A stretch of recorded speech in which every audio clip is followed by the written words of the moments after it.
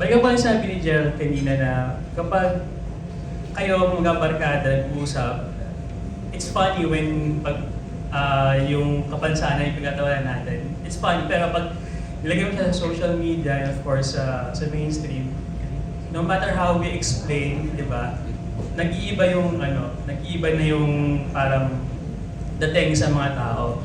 But you mentioned that it's more than that. It's a love letter to oneself, self-love. And nabanggit ko rin kanina na you even ask kung pwede pa ba yung pelikula na to o yung joke na to sa panahon natin ngayon. Why do you think there's a need for this story to be told on mainstream media or in film? I just think every story needs to be told. I don't highlight people based on what's lacking sa kanila or kung meron mang special sa kanila. Naniniwala po ako na bilang isang manggagawa sa pelikula, meron akong responsibilidad at kalayaan na magbigay ng pagkakataon sa lahat ng kwento na marinig at maintindihan. Sa totoo lang po, I don't wanna be very poetic about it, pero sa motivation ko sa paggawa ng love mo, you'll realize na hindi mo kailangan maging ngongo para ma-misinterpret or ma-misunderstood. In your everyday life, maraming pagkakataon na hindi tayo maunawaan, na hindi tayo naiintindihan ng kapwa natin. And it's the same. Pag nagsasalita sila, mga kapatid natin may cleft palate, minsan, gigil na gigil kang ipaintindi o ipaunawa sa kausap mo yung gusto mong sabihin, pero yung capacity o pag-unawa ng manunood o makakausap mo ay may hangganan. Pero we still respect that. So, yun lang yun. I mean, the story of people with cleft palate or cleft lip deserves to be told because mas marami silang kwentong hindi naiintindihan. Figuratively and sa pang-araw-araw, sa kanilang realidad, maganda na makapanood ang mga Pilipino ng isang pelikula na ang magiging tingin sa mga ngongo ay hindi lang pinagmumulan ng katatawanan at libang. Kung hindi magkaroon ng avenue para sa mga people with cleft lip and cleft palate, magkaroon ng avenue na maikwento nila yung pinagdadaanan nila. Totoo bang nakikitawa lang sila genuinely pag pinagtatawanan sila? Ano yung mga pinakamasasakit na biro? Kamusta yung relasyon nila sa pamilya nila na walang cleft palate? Lahat po kasi yun madidiscuss dito eh. Not unless you know kung anong pinagdadaanan nila, dun mo lang maiintindihan kung paano sila pakitunguhan, kung paano sila hindi ma-offend, kung paano mo mabibigyan yung sarili mo ng pagkakataon maging kaibigan nila. And with that, napakaganda po ng pagkakataon na to na ngayon, hindi ko sila pinagtatawanan, kung hindi, tumatawa ako kasama nila. Yun yung parang pinaka-realization ko eh.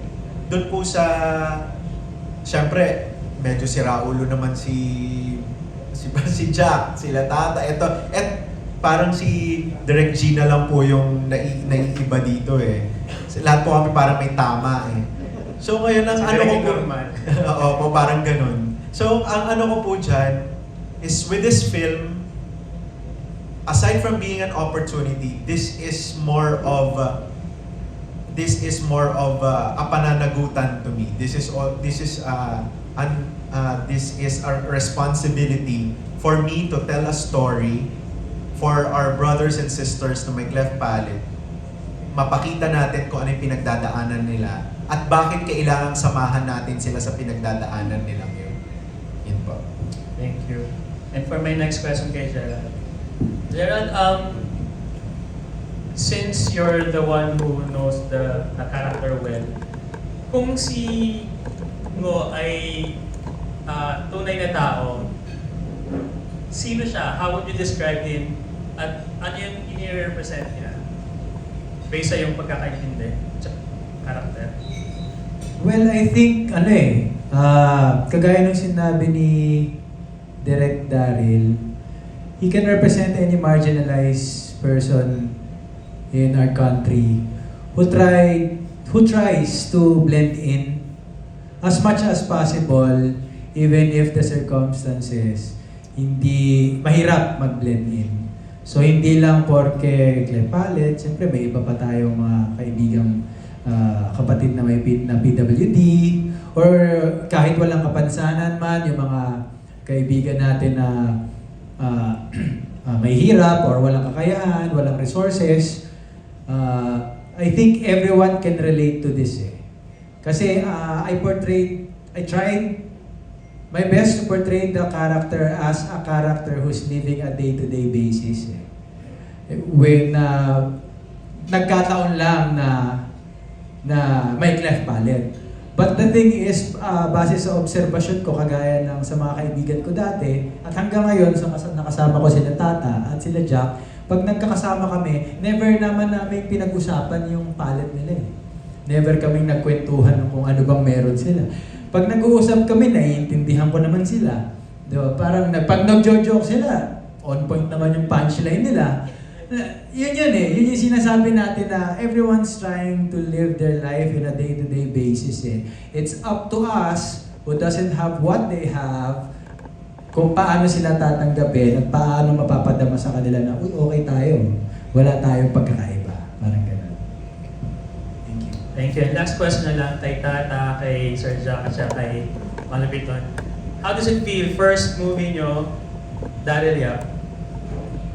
Kayong direct po, napakasaya po kasama siya. Yun nga lang, medyo straight ka pala. Pero okay yun ganun. Masaya po yung naging namin doon, yung setup talaga. Parang kami, magkaakurata lang na gano'n. Na sumula sa walang-wala, tapos nag-ika-ika lang, gano'n na nangyari. Kaya yun po, masaya po kasama sa inyo direct po. Yun po. Sir Jack? Ano? How does it feel na first movie mo, and Okay. then Daryl Yap ang director? Siyempre, bongga. Hindi na ako umakit sa ano, hindi na ako nagsimula ka manin eh. Ito na ako. Dahil na ako. Masaya. Saka wala akong walang pang paniwala ko.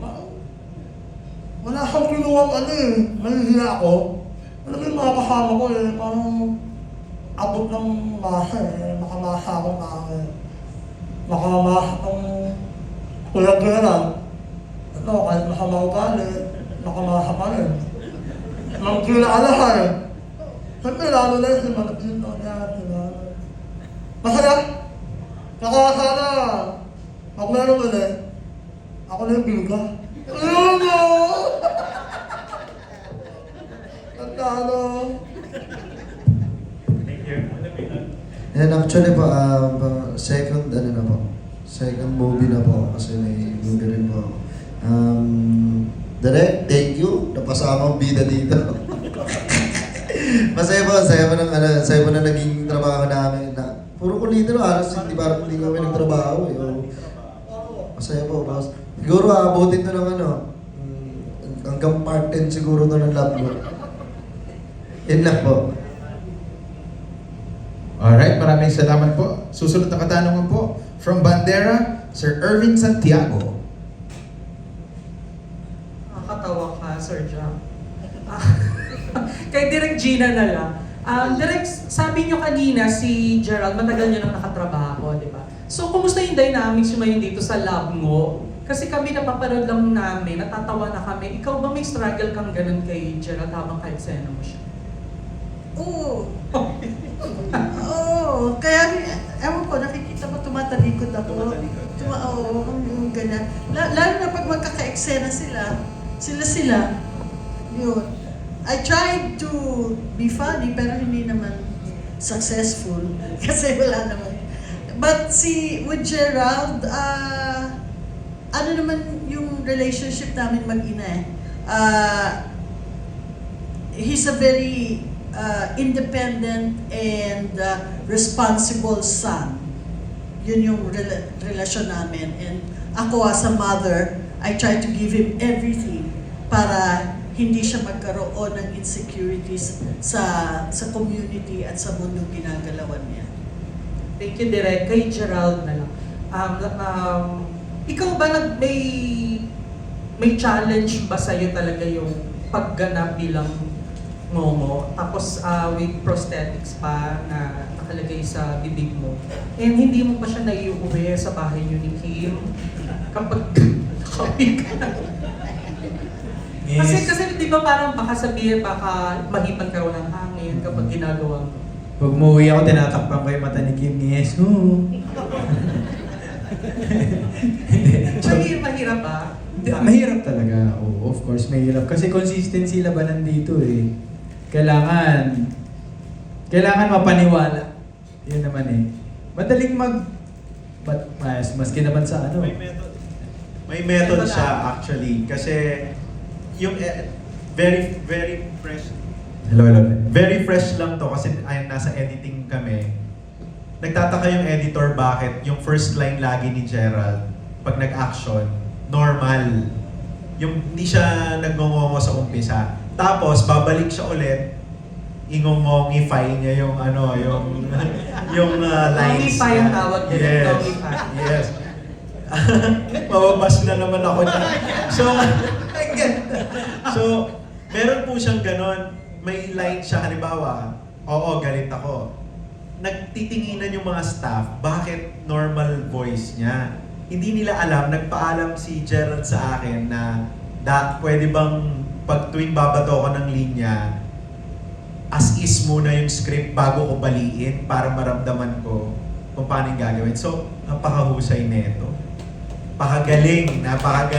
You have to watch it. Talagang hindi lang dun sa kanyang pagsasalita and everything. Imagine, with prosthetics, with that kind of language, he sang a whole song, umiiyak ang puso, nagdrama, nagpatawa. Sobrang galing. Sabi nga ng words ni Boss Vic, talagang gem. Talagang industry's gem ang sabi niya kay Jen. Wow, Jen. May title ka na. Napakahusay. Nyem. Industries niya. Thank you, Jen. Thank you. Thank you. Panoorin nyo na lang. Mas maganda pag pinanood nyo. Panoorin nyo na. Kasi binayaran yung kanta para mabawi. Good point. Maraming salamat po, Sir Irvin. Thank you very much.